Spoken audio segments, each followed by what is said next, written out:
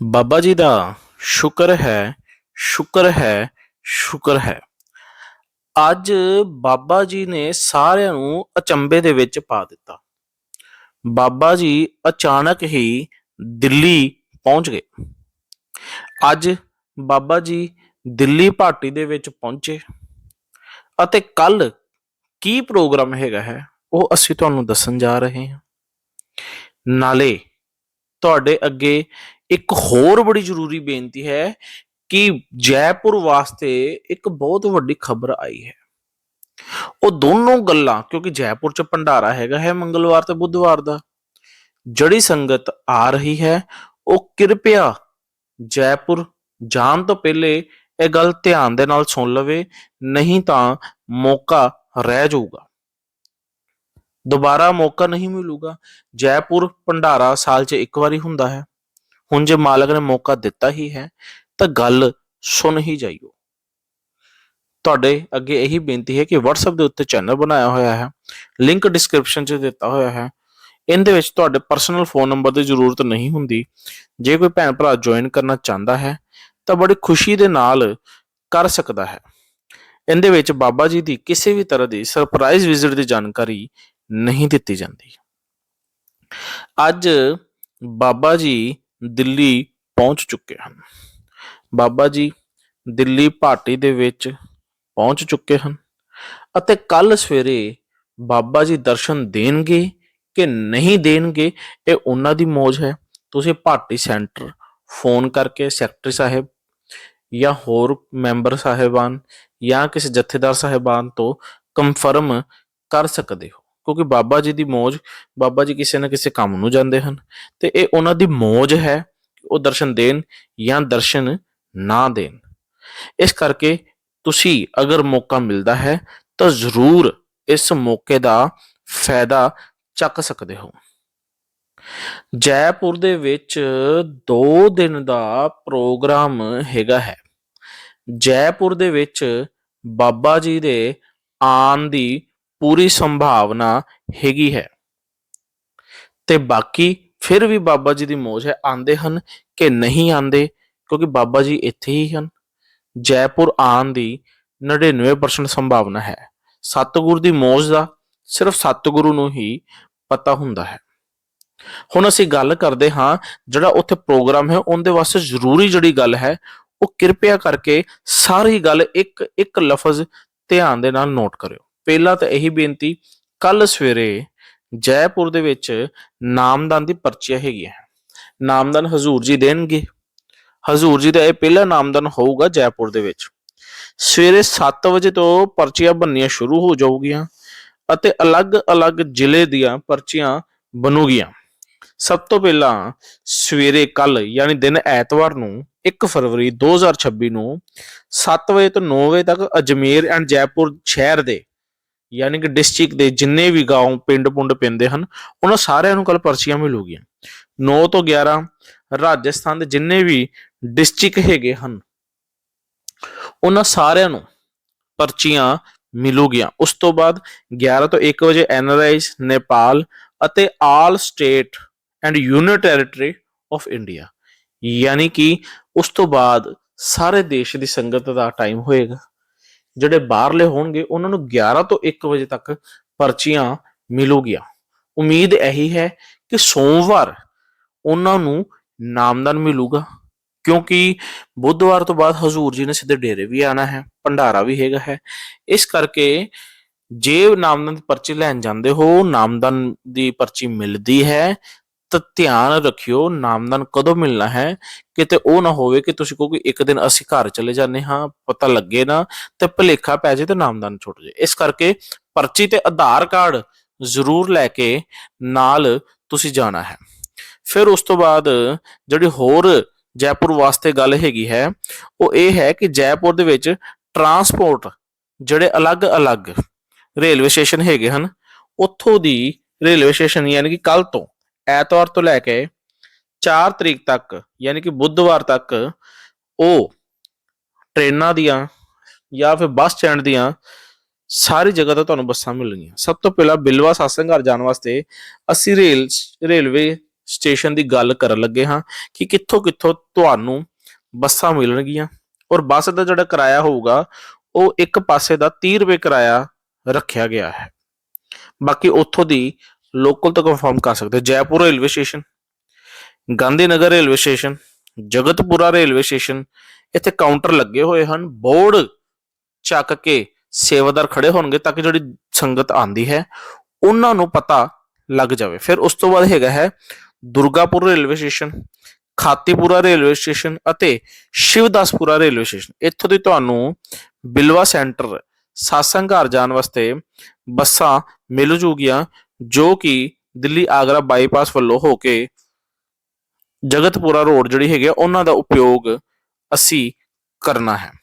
ਇਸ ਕਰਕੇ ਜਿਹੜੀ ਸੰਗਤ ਜੈਪੁਰ ਜਾ ਰਹੀ ਹੈ ਉਹ ਇਹਨਾਂ ਦਾ ਬਹੁਤ ਹੀ ਖੁਸ਼ੀ ਦੇ ਨਾਲ ਲਾਭ ਲੈ ਸਕਦੀ ਹੈ। ਫਿਰ ਬੱਚਿਆਂ ਦਾ ਸ਼ਬਦ ਆਡੀਸ਼ਨ, ਜਿਨ੍ਹਾਂ ਨੇ ਬਾਬਾ ਜੀ ਸਾਹਮਣੇ ਜਾਂ ਹਜੂਰ ਜੀ ਸਾਹਮਣੇ ਸ਼ਬਦ ਗਾਣੇ ਹੈ, ਉਹਨਾਂ ਵਾਸਤੇ ਵੀ ਜ਼ਰੂਰੀ ਗੱਲ ਇਹ ਹੈ ਕਿ ਕੱਲ ਯਾਨੀ ਕਿ 1 ਫਰਵਰੀ ਨੂੰ ਸਾਸੰਗ ਪੰਡਾਲ ਦੇ ਪਿੱਲਰ ਨੰਬਰ ਭੈਣਾ ਵੱਲ 114 ਦੇ ਕੋਲ ਆ ਕੇ ਬਹਿ ਜਾਣ ਅਤੇ ਉੱਥੇ ਉਹਨਾਂ ਦੀ ਐਂਟਰੀ ਤੋਂ ਬਾਅਦ ਸ਼ਬਦ ਸੁਣੇ ਜਾਣਗੇ ਤੇ 2 ਬੱਚੇ ਫਾਈਨਲ ਕੀਤੇ ਜਾਣਗੇ ਤੇ ਪ੍ਰਵੇਸ਼ ਜਿਹੜਾ ਹੋਊਗਾ ਉਹ ਗੇਟ ਨੰਬਰ 7 ਤੋਂ ਹੋਊਗਾ। ਤੇ ਉਸ ਤੋਂ ਬਾਅਦ ਐਂਟਰੀ ਵਾਸਤੇ ਜਿਹੜਾ ਸਤਸੰਗ ਕੱਲ ਉੱਥੇ ਸਤਸੰਗ ਵੀ ਹੈਗਾ ਸਵੇਰੇ 10 ਵਜੇ 9:30 ਵਜੇ ਤੇ ਉਸ ਤੋਂ ਬਾਅਦ 11 ਤੋਂ ਲੈ ਕੇ 12 ਵਜੇ ਤੱਕ ਬੱਚਿਆਂ ਦਾ ਆਡੀਸ਼ਨ ਟੈਸਟ ਹੋਣਾ ਹੈ। ਇੱਕ ਪੁਆਇੰਟ ਅਸੀਂ ਤੁਹਾਡੇ ਨਾਲ ਜ਼ਿਕਰ ਕਰ ਰਹੇ ਹਾਂ। ਬੱਚੇ ਜਿਨ੍ਹਾਂ ਨੇ ਆਪਣਾ ਹਜ਼ੂਰ ਜੀ ਸਾਹਮਣੇ ਸ਼ਬਦ ਗਾਣੇ ਹੈ ਉਹ ਇੱਕ ਗੱਲ ਦਾ ਧਿਆਨ ਰੱਖਣ, ਆਧਾਰ ਕਾਰਡ ਅਤੇ ਆਪਣਾ ਕੋਈ ਵੀ ਪ੍ਰੂਫ ਜਿਹੜਾ ਹੈਗਾ ਹੈ ਉਹ ਨਾਲ ਜ਼ਰੂਰ ਲੈ ਕੇ ਜਾਣ। ਕੱਲ ਅਤੇ ਬੁੱਧਵਾਰ ਯਾਨੀ ਕਿ ਐਤਵਾਰ ਅਤੇ ਬੁੱਧਵਾਰ ਤੱਕ ਜੈਪੁਰ ਦੇ ਆਸ-ਪਾਸ ਜਿੰਨੇ ਵੀ ਏਰੀਏ ਹੈਗੇ ਹਨ ਉਹਨਾਂ ਤੇ ਜਿਹੜੇ ਸਤਸੰਗ ਘਰ ਹੈ ਉੱਥੇ ਕਿਸੇ ਵੀ ਸੈਂਟਰ ਦੇ ਵਿੱਚ ਸਤਸੰਗ ਨਹੀਂ ਹੋਵੇਗਾ। ਇਹ ਗੱਲ ਨੋਟ ਕਰੋ ਕਿਉਂਕਿ ਜਦੋਂ ਜਿੱਥੇ ਸਤਸੰਗ ਹੁੰਦਾ ਹੈ ਕੁਝ ਕਿਲੋਮੀਟਰ ਦੇ ਦਾਇਰੇ ਦੇ ਵਿੱਚ, ਕਿਉਂਕਿ ਸਾਰੀ ਸੰਗਤ ਸਾਰੇ ਸੇਵਾਦਾਰਾਂ ਨੂੰ ਮੇਜਰ ਸੈਂਟਰ ਦੇ ਵਿੱਚ ਬੁਲਾਇਆ ਜਾਂਦਾ ਹੈ ਉੱਥੇ। ਫਿਰ ਕਿਉਂਕਿ ਸਤਸੰਗ ਮੇਨ ਬਾਬਾ ਜੀ ਅਤੇ ਹਜ਼ੂਰ ਜੀ ਦਾ ਹੁੰਦਾ ਹੈ ਇਸ ਕਰਕੇ ਫਿਰ ਉੱਥੇ ਸਤਸੰਗ ਸੈਂਟਰ ਦੇ ਵਿੱਚ ਨਹੀਂ ਹੋਏਗਾ। ਅਲੱਗ-ਅਲੱਗ ਜਿਹੜੇ ਸਟੇਸ਼ਨ ਹੈਗੇ ਹਨ ਜਿੱਦਾਂ Khatipura railway station, Jaipur junction, Sindhi camp bus stand, Gandhi Nagar railway station, Sanganer railway station, ਉਸ ਤੋਂ ਬਾਅਦ ਅਲੱਗ-ਅਲੱਗ ਜਿੰਨੇ ਵੀ railway station, Narayan Singh circle bus stand ਅਤੇ ਇੱਥੇ ਸਾਰਿਆਂ ਦੀ ਅਲੱਗ-ਅਲੱਗ ਸੇਵਾਦਾਰ ਡਿਊਟੀ ਲੱਗੀ ਹੋਈ ਹੈ। ਉਹਨਾਂ ਦੇ ਫੋਨ ਨੰਬਰ ਅਸੀਂ ਆਪਣੇ WhatsApp ਚੈਨਲ ਦੇ ਉੱਤੇ ਸ਼ੇਅਰ ਕਰ ਚੁੱਕੇ ਹੋਏ ਹਾਂ ਤੇ ਜੇ ਤੁਸੀਂ ਉਹਨਾਂ ਦੇ ਫੋਨ ਨੰਬਰ ਚਾਹੋ ਹੈਲਪਲਾਈਨ ਦੇ ਤੌਰ ਤੇ ਕਿ ਕਿਹੜੀ ਬੱਸ ਕਿੱਥੇ ਮਿਲੀ ਹੈ ਜਾਂ ਕਿਹੜੇ ਕਾਊਂਟਰ ਤੇ ਹੈ ਤਾਂ ਤੁਸੀਂ WhatsApp ਗਰੁੱਪ ਜੁਆਇਨ ਕਰਕੇ ਉੱਥੋਂ ਦੀ ਨੰਬਰ ਅਲੱਗ-ਅਲੱਗ ਸੇਵਾਦਾਰ ਦਾ ਲੈ ਸਕਦੇ ਹੋ।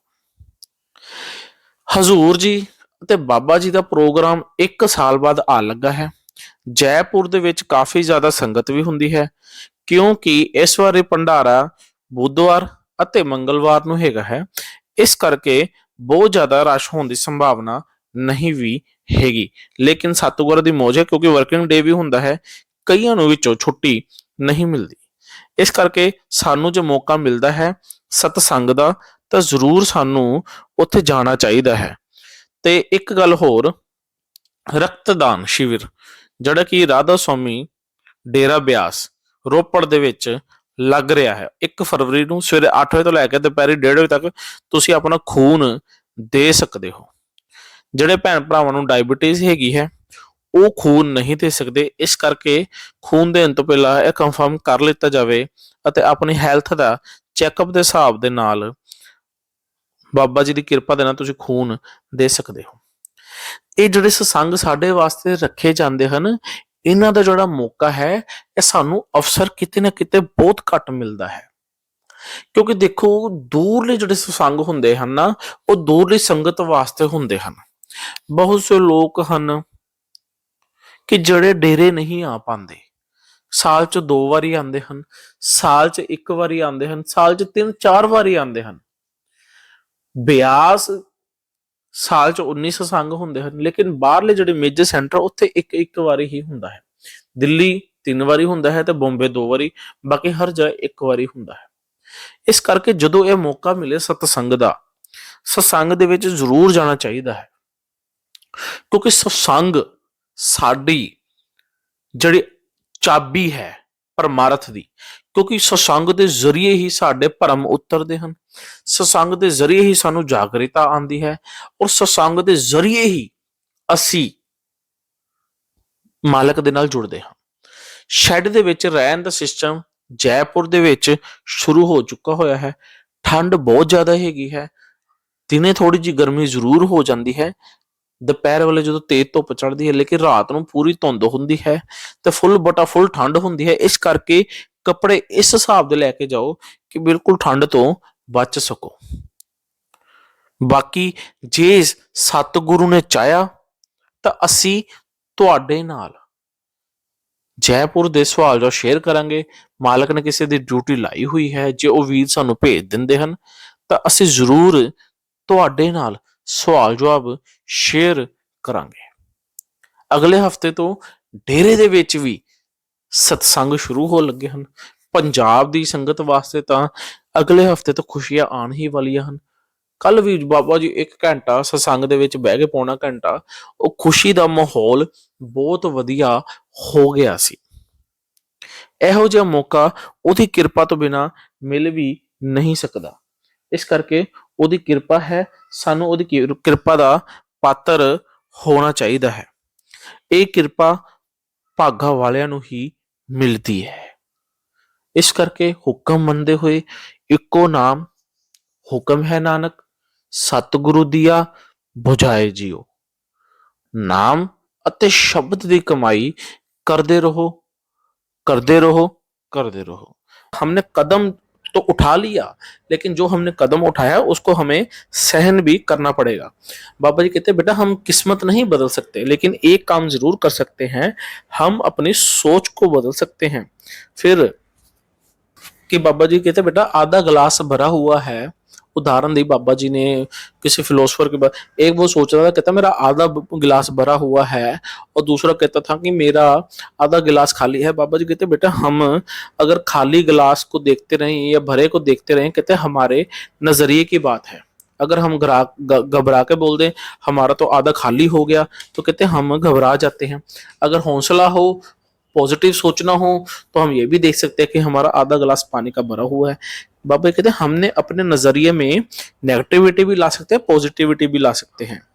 फिर वो भाई कहता बाबा जी हजूर जी हमारे टीम लीडर हैं, उसने कुछ बात बोली, बाबा जी मोहम्मद की हमारी पढ़ाई में दया करना, ये वो कहता। बाबा जी कहते बेटा मैं तो खुद मसा पास होया वहां, कहते ये जो पढ़ाई वाला सेक्शन है ना, ये कहते हजूर का है। बाबा जी कहते बेटा अगर तू शैतानी करता है वो बता दे, वो कहते मैं ठीक कर दूंगा। जब बाबा जी बोला कि मैं वो ठीक कर दूंगा, सारी संगत पंडाल में खिड़खिड़ा कर हंसना शुरू हो गई। फिर एक बहन खड़ी हुई, बहन कहती बाबा जी मेरा ना बच्चा बहुत ज्यादा शरारती करता है। फिर वो बहन कहती बाबा जी आपने बहुत दया मेहर कर रखी है। बाबा जी कहते बेटा अगर वो इस उम्र में शरारत नहीं करेगा तो वो आगे जाके कहते शरारत करेगा। कहते अगर अभी वो शरारत कर लेगा तो आगे जाके सियाना बन जाएगा और जिम्मेवारी उठा लेगा। बाबा जी कहते बेटा इतनी शरारतें तो माँ बाप वैसे ही संभाल लेते हैं। वो फिर बहन कहती बाबा जी जैसे हम ओवर थिंकिंग करते हैं, ओवर थिंकिंग से हमारे अंदर नेगेटिविटी आनी शुरू हो जाती है, हमें क्या करना चाहिए। बाबा जी कहते बेटा डिपेंड ये करता है कि हम फोकस कहाँ करते हैं। कहते अब जिंदगी है, कहते जिंदगी में क्या होगा अगर हम सोचते रहे बुरा होगा, बाबा बुरा होगा, तो बाबा जी कहते बेटा फिर वो बुरा ही होगा।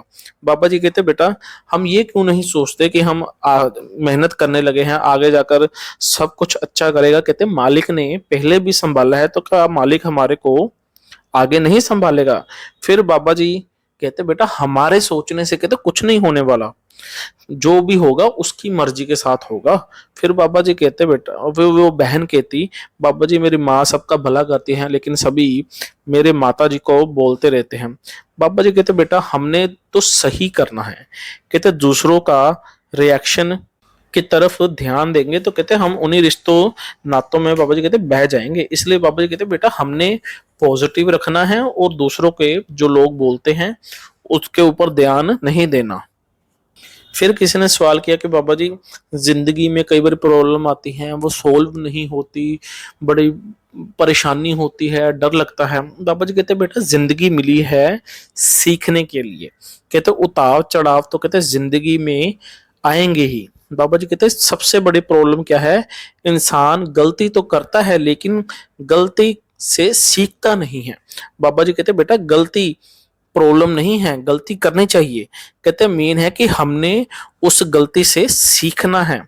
फिर वो भाई कहता कहता बाबा जी मैंने त्रिकु का किताब में पढ़ा, त्रिकुटी तक सारा कुछ खत्म हो जाता है, ऐसा वैसा संचित कर्म होते हैं। और बाबा जी कहते बेटा पहले वहां पहुंच तो जा। फिर बाबा जी कहते कहते ये तो वो बात हो गई, मैं बड़ा होऊंगा, सोचता है ओवर थिंकिंग, मैं बड़ा होऊंगा, उसके बाद मैं पोल्ट्री फार्म खोलूंगा, मैं मुर्गियां बेचूंगा, उसके अंडे बेचूंगा, फिर मैं अमीर बन जाऊंगा, करोड़पति बन जाऊंगा। बाबा जी कहते बेटा ना मुर्गी आई और ना ही हम अमीर हुए। तो सो ये बात है, बाबा जी कहते बेटा त्रिकुटी त्रिकुटी हो या कोई भी कुटी हो, बाबा जी कहते बेटा इसके बारे में बाद में सोचना, पहले हम वहां मुकाम पे पहुंचे तो सही। फिर वो भाई कहता बाबा जी जैसे करियर है, करियर में कोई दिक्कत आती है कुछ, क्या हमें कौन सा फिर करियर रास्ता चुनना चाहिए। तो फिर आगे से बाबा जी कहते बेटा कोई भी करियर हम ले सकते हैं। बाबा जी कहते बेटा हमने तो मेहनत की कमाई खानी है। बाबा जी ने अमेरिका के राष्ट्रपति की उदाहरण दी। कहते अमेरिका के राष्ट्रपति होते थे, ट्रू मैन राष्ट्रपति होते थे, वो कहते होते पॉलिटिकल एक लास्ट ऑप्शन, कुछ ऐसी बात बाबा जी ने बोली, वो समझ नहीं आई। आप कमेंट सेक्शन में बताना बाबा जी ने क्या बोला था। फिर बाबा जी कहते बेटा अगर हम कदर नहीं करेंगे, कहते नामदान की भाई ने बात करी नामदान, बाबा जी कहते बेटा नामदान हमने कदर करनी है फिर लेना है। कहते हमने नामदान लेकर कार्रवाई नहीं डालनी। कहते जब बाबा जी कहते बेटा जब हमारे को नामदान मिल जाता है तो हमारी जिम्मेवारी बन जाती है, हमने उस जिम्मेवारी को फिर पूरा जरूर करना है। फिर किसी ने सवाल किया कि बाबा जी जब हम बहने कि जब हम निंदा करते हैं तो क्या फिर हमें उसके कर्म बनते हैं, फिर हम कहते हैं निंदा करके कि जाने दो। बाबा जी हम ऐसे क्या करते हैं, क्यों करते हैं। बाबा जी कहते बेटा हर कदम से कर्म बनते हैं। बाबा जी कहते बेटा अच्छे कर्म करेंगे तो अच्छा नतीजा मिलेगा, बुरे कर्म करेंगे तो बुरा नतीजा मिलेगा। बाबा जी कहते बेटा थोड़ी सी बातचीत तो हमें करनी ही चाहिए। कहते अगर हम जिंदगी में बातचीत नहीं करेंगे तो कहते जिंदगी तो बोर हो जाएगी। बाबा जी कहते बेटा बहनें तो कुछ ना कुछ कहते करती ही रहती हैं। फिर बाबा जी कहते बेटा फिजिक्स का लॉ है, अच्छा कर्म करेंगे अच्छा कदम उठाएंगे, अच्छा कर्म बनेगा, बुरा उठाएंगे बुरा बोलेगा। और कहते बाबा जी कहते फिर बेटा भुगतान भी हमें भी देना ही पड़ेगा। फिर एक भाई बहुत ज्यादा रोया बाबा जी के आगे और बाबा जी को कहने लगा बाबा जी बोलूं। बाबा जी कहते जरूर बोलो। बाबा जी कहते बेटा हमने बहनों से पीछे थोड़ी रहना है। जब बाबा जी ने बोला कि हमने बहनों से पीछे नहीं रहना है, संगत पूरे पंडाल में खिड़खिड़ा कर हंसना शुरू हो गई। फिर वो भाई बहुत ज्यादा रो रहा था, कहता बाबा जी मालिक ने भेजा है, इतने दुख क्यों है, ये है वो। बाबा जी कहते बेटा अच्छी बात है, मालिक ने भेजा है कि हमारे पुराने कर्म साफ हो जाएं, कहते तभी तो हमारे को मुक्ति मिलेगी। फिर बाबा जी कहते बेटा इंसान को कोई ना कोई कहते सहारा चाहिए होता है। कहते बाबा जी कहते लेकिन हमने एक बात याद रखनी है कि हमारा लक्ष्य क्या है। बाबा जी कहते बेटा लक्ष्य तक पहुंचने के लिए कहते हमारे को कुछ ना कुछ तो मेहनत तो करनी पड़ेगी। कहते अगर हमारा लक्ष्य नहीं होगा तो कहते हम आगे कैसे बढ़ेंगे। फिर वो भाई बोलता है बाबा जी दुनिया बोलती है तो हमें क्या करना चाहिए। वो रो भी रहा था साथ में। बाबा जी कहते बेटा दुनिया ने तो महापुरुषों को नहीं छोड़ा तो हम क्या चीज है। बाबा जी कहते बेटा चार अच्छा कहेंगे चार बुरा भी कहेंगे। बाबा जी कहते बेटा हमने लोगों की तरफ ध्यान नहीं देना, कहते हमने अपनी तरफ से ठीक करना है। कहते हमारे को अगर हमने कोई गलती कर दी कहते हिसाब किताब हमारे को देना पड़ेगा। कहते दुनिया ने हिसाब किताब नहीं देना, वो अपना हिसाब किताब देंगे, हम अपनी तरफ से सही करें। फिर वो भाई कहता बाबा जी आप सारों को सचखंड क्यों नहीं ले जाते। वो बाबा जी कहते अगर मैं सारों को सचखंड ले गया कहते वहां पे तो हाउसफुल हो जाएगा। फिर बाबा जी कहते बेटा अगर मैं सारों को सचखंड ले गया तो सृष्टि कैसे चलेगी। सारी संगत इसी बात पे हंसना शुरू हो गई। फिर एक बहन ने सवाल किया कि बाबा जी आपने सब कुछ दिया, आपका बहुत बहुत शुक्रिया, घर पे सभी अच्छे हैं। बाबा जी कहते तेरे को पति मिल गया। आगे से बहन कहती हाँ। बाबा जी कहते सासू माँ ठीक है। आगे से बहन कहती हाँ बाबा जी वो भी बहुत अच्छी हैं। बाबा जी कहते सब अच्छे हैं। बाबा जी कहते सासू माँ की बड़ाई कर रही है, वो यहीं बैठी हैं। वो बहन कहती नहीं बाबा जी यहाँ नहीं बैठी हुई। जब बाहर बहन ने बोला कि यहाँ नहीं बैठी हुई, सारी संगत खिड़खिड़ा के हंसना शुरू हो गई और बाबा जी स्माइल करे। और बाबा जी कहते अगर सारे परिवार में अच्छे हैं तो मेरी क्या जरूरत है। बाबा जी कहते कहीं दाल में कुछ काला तो नहीं है। जब बाबा जी ने इतनी बात बोली इस खंगत खिड़खिड़ा के हंसी। पंडाल का माहौल बहुत बढ़िया हो गया था। फिर किस उसी बहन ने बोला कि बाबा जी कोई ऐसी बात बोलो जो मैं हमेशा के लिए याद रख सकूं। बाबा जी कहते बेटा हमने अच्छे इंसान बनना है। कहते हमने इंसानियत सीख कर कहते इंसान बनना है। बाबा जी कहते बेटा हम निचली जुनियों से आए हैं। कहते हमारे ऊपर अभी भी निचली जुनियों के प्रभाव पड़े हुए हैं। कहते हम अपनी गलतियां करेंगे, गलतियों से सीखेंगे। फिर बाबा जी कहते अगर हम सही कदम उठाएंगे, भजन सेवन करेंगे, बाबा जी कहते फिर अगला कदम हमारे को अपने आप मिल जाएगा। फिर किसी ने सवाल किया कि बाबा जी बहुत कुछ दिया आपने, अंधकार दूर कर दिया। मैं पहले राधा स्वामी नाम जपता होता था, फिर सत्संग में सुना कि राधा स्वामी नाम नहीं जपना चाहिए। बाबा जी कहते जब कृष्ण नाम में लगा रहा, वो भाई ने काफी ज्यादा लंबी बात करी बाबा जी से। बाबा जी कहते बेटा मकसद क्या है। मकसद है मालिक को याद करना।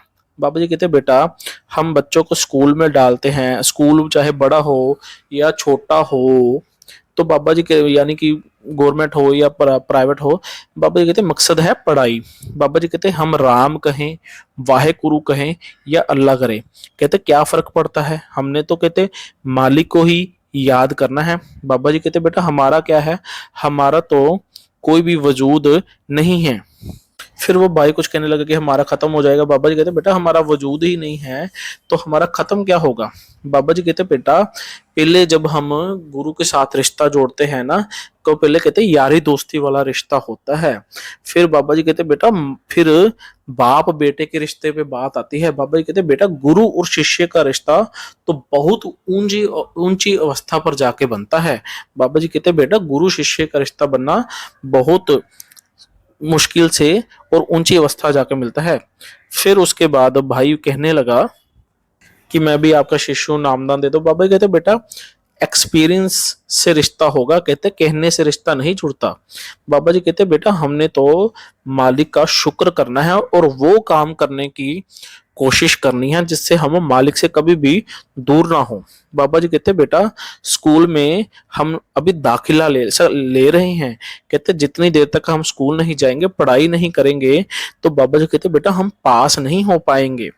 बाबा जी कहते फिर वो बात कर रहा था कि जैसे हम दो दो, जैसे मैं कृष्ण जी की भी करता हूँ सुनता हूँ, तो हमें दो दो गुरुओं की मतलब कि नाम ले सकते हैं या कुछ ऐसा, मतलब कि दो। फिर बाबा कहते बेटा दो बेड़ियों पे हम दो किश्तों में एक पैर नहीं रख सकते। कहते अगर दो किश्तों में पैर रखेंगे तो कहते डूब जाएंगे। बाबा जी कहते बेटा हमारा पार उतारा नहीं हो सकता। और यही बात बोली थी बाबा जी कहते हम दो दो स्कूलों में एक टाइम पे एडमिशन भी नहीं ले सकते। बाबा जी कहते बेटा हमने जो कुछ भी करना है उसको हम अपनी करनी में लेके आना है और हमारे को अनुभव होना चाहिए। फिर कहते बाबा जी मैंने पढ़ा था कृष्ण ब्रह्म है, ब्रह्म वो कहते मैं ही हूँ। वो काफी लंबी बात करता रहा। बाबा जी कहते बेटा पहले हम खुद अनुभव करें। बाबा जी कहते हम बस पढ़ते हैं। बाबा जी ने फिर बिस्कुट की उदाहरण दी। कहते अगर हमें भूख लगी हो और बिस्कुट का हम पैकेट उठाएं, कहते हम उसका लेबल पढ़ना शुरू कर दे, तो कहते क्या लेबल पढ़ने से हमारी भूख मिट जाएगी। बाबा जी कहते जब तक हम बिस्कुट नहीं खाएंगे तो कहते हमारी भूख नहीं मिटने लगी। फिर बाबा जी कहते बेटा हमारे को ये जो चीजें हैं ना ये अक्ल से हासिल नहीं होंगी, ये अनुभव से हासिल होंगी। बाबा जी कहते ज्ञान ध्यान धुन जानिए। कि बाबा जी कहते जब हम धुन के साथ जुड़ेंगे तो हमारे को ज्ञान हासिल होगा सच्चा। फिर बाबा जी कहते ज्ञान से शुरुआत होती है। कहते जब हम उसको करने में लाएंगे, एहसास होगा, फिर हम आगे बढ़ पाएंगे। बाबा जी कहते बेटा हमने बाहर की बहस में कभी नहीं पड़ना। फिर किसी ने सवाल किया कि बाबा जी शादी की मैंने सत्संगी फैमिली में, उनके ऊपर पितर दोष है, मतलब कि मेरे हस्बैंड पे। कहते हैं हमने पितर दोष का निवारण कर लिया है, लेकिन एक पितर दोष अभी भी है। मेरे हस्बैंड को भजन पे नहीं बैठा जाता, उनको सारी रात नींद नहीं आती। बाबा जी हम बहुत परेशान हो जाते हैं, हम क्या करें। बाबा जी कहते बेटा दुनिया की रीत है, अगर हम कमजोरी दिखाएंगे तो हर कोई हमारी कमजोरी का फायदा उठाएगा। बाबा जी कहते बेटा हम हिम्मत दिखाएंगे तो हमारा इस दुनिया में कोई भी बाल भी बाका नहीं कर सकता। बाबा जी कहते बेटा कर्म हमारे सभी के हैं, हमने सभी ने भुगतना है। बाबा जी कहते बेटा पहली बात तो ये, जहां हम ज्यादा ध्यान रखेंगे ना, तो वो बाबा जी कहते वही चीजें हमारे को आगे आके तंग करती हैं। फिर बाबा जी कहते बेटा उनको ही तंग करते हैं और किसी को तंग नहीं करते। बाबा जी कहते बेटा हम इन चीजों में क्या होता है दब जाते हैं। पापा जी कहते बेटा हम इन चीजों की तरफ ध्यान नहीं देना। फिर वो बहन कहने लगी बाबा जी मेरे हस्बैंड को रात को नींद भी नहीं आती। बाबा जी कहते बेटा अगर उनको रात में नींद नहीं आती तो दिन में सो जाए। कहते अच्छी बात है। बाबा जी कहते बेटा उनको रात को फायदा उठाना चाहिए। फिर बाबा जी कहते हैं बेटा इंसान का सबसे बड़ा अगर कोई दुश्मन है ना, वो इंसान खुद है। बाबा जी कहते हैं हम अपने आप की खुद पहचान करें। बाबा जी कहते हैं जिस दिन हम मालिक की भक्ति करेंगे, हमारे को वो कंफर्ट लेवल मिल गया ना, फिर बाबा जी कहते हैं दुनिया हमारा कुछ भी नहीं कर पाएगी, दुनिया हमारे को हिला भी नहीं पाएगी। यानी कि जिस दिन मालिक के अंदर से दर्शन हो गए और सहज की अवस्था हासिल हो गई, तो फिर इन चीजों को हमारे को दुनिया में क्या हो रहा है फिर हमें फर्क नहीं पड़ेगा। फिर किसी ने सवाल किया कि बाबा जी कई बार हम ऐसी सिचुएशन में पड़ जाते हैं, हमें समझ नहीं आता कि हम क्या करें, गलत सही हमारे को समझ नहीं आता, तो हमें क्या करना चाहिए। बाबा जी कहते बेटा सही गलत हमारी सोच के ऊपर निर्भर है। बाबा जी कहते बेटा हजम करेंगे, मेहनत करेंगे तो कमाई होगी। बाबा जी कहते बेटा मालिक ने इंसान का जामा दिया है तो उसके साथ विवेक की ताकत भी दी है। बाबा जी कहते बेटा देखा जाए तो हमारे को कई तो ऐसे हैं दुनिया में जिनको तो चॉइस भी नहीं मिली, उनको ये भी नहीं पता कि रात को रोटी मिलेगी कि नहीं मिलेगी। कहते मालिक ने हमारे को बहुत कुछ दिया है, हमारे पास चॉइस है। कहते हमें तो मालिक का शुक्रिया अदा करना चाहिए। बाबा जी कहते बेटा जो कोई कदम उठाना है सोच विचार के उठाना है और हमने मालिक की तरफ बढ़ने की कोशिश करनी है। फिर किसी ने वो उसने सवाल किया कि बाबा जी हम कई बार डिसीजन लेते हैं तो पापा कहते बेटा जब हम डिसीजन लेंगे हमें एहसास होगा सही गलत क्या है, फिर ही हम आगे बढ़ पाएंगे।